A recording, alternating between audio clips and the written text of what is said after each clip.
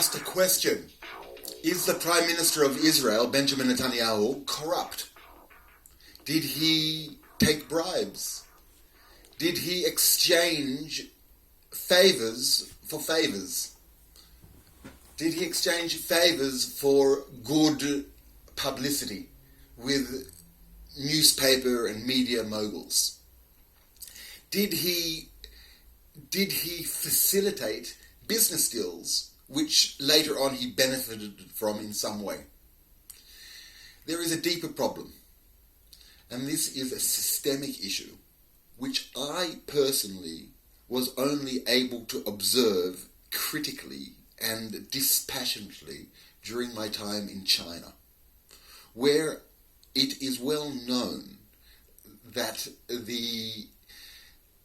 bribes of public officials is common, though the Communist Party chases and investigates and does its very best to ensure that this does not happen. It is part of the system, of the culture, so much so that it is a well-known idea that the political echelons of China are all baptized in sin, baptized in bribes, baptized in favors, that they are committed to their superiors in a way that could be interpreted, if taken out of context, as being something illegal. So that they all are committed to a form of illegality, of bribe taking, but bribe taking under agreement or in coordination, so that it is semi or possibly to their mind legal in another context of a spiritual or a monotheistic context. It would be the equivalent of hypocrisy, where one teaches one thing but does something else. There is in structured hypocrisy. Everyone is a criminal. Everyone, if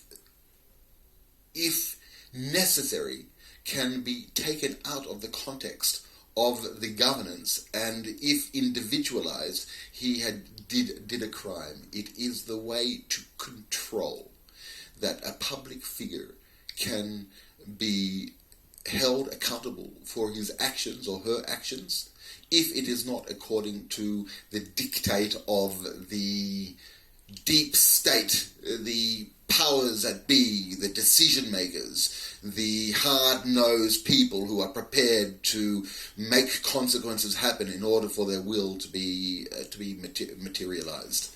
It is this systemic corruption or systemic conditioning of efficacy of a person's actions on them doing what, that they will not be held accounted by a power that demands of them a price. It is this interdependence on these powers that we do not know, that they may be individuals, or they may be corporations, or that they may be financial systems, or they may be even artificial intelligence systems. We do not know what they are. However, a system that creates that a structure where people must be corrupt in order to be in their positions is deeply problematic. This exists in the West equally. A good example of this are lawyers who, in their function as lawyers, lie. They misrepresent. They forge. They pretend. They bear false witness. They break the basic rules of the municipal of the judicial system, and it is on the basis of this that the entire Western, what has become now the tail of the Western legal system, is an adversarial system where one must find the problem in the other, so that the government, in an adversarial system, by its nature, will want to find a problem with its adversaries. And that can be the citizen, or that can be anybody. The adversarial system, which is not based on justice, but based on the presumption that if one is critical, one will find the problems. And if one is critical, then one can find many problems. But this does not give justice to our abilities today to be much more accurate. Instead of poisoning an entire field, one can be accurate to identify the weeds.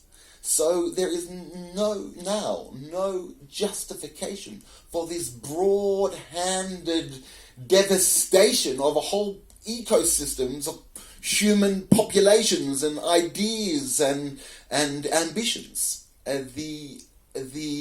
What may have been necessary in earlier periods of time to rule is no longer necessary. The adversarial system, whilst it was efficient, because if someone was innocent, the adversarial system would be a mechanism to establish their innocence. Today, innocence and guilt can be produced in other means, and we do not need to go through the terrible dress down of the individual rights and liberties and the basis of what it is to be a modern human. It is not required anymore. The presumption that people today, the example in Prime Minister Benjamin Netanyahu in his corruption case, he, as a democratic leader, is required to have followers, to rally popularity, to have friends, to engage with many different interests, to exchange interests in many and varied ways. That is the democratic game. So in the democratic game, it is now considered to be illegal to exchange favors for popularity. It is creating a situation which is described like I described in China, that everyone is doing something wrong. Everyone is a sinner. Everyone has to fear that maybe they have something that they should hide. It is creating a nation who have inner feelings, secret feelings, feelings that they cannot share because they're afraid that they will be persecuted.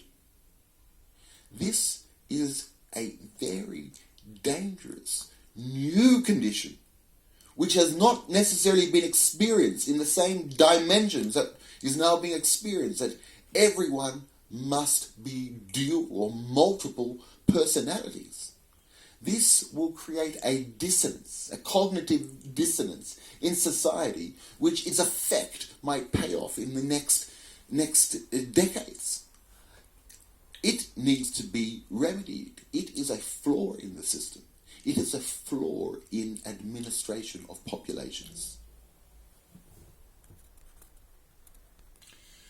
The era of corruption in government is due to end.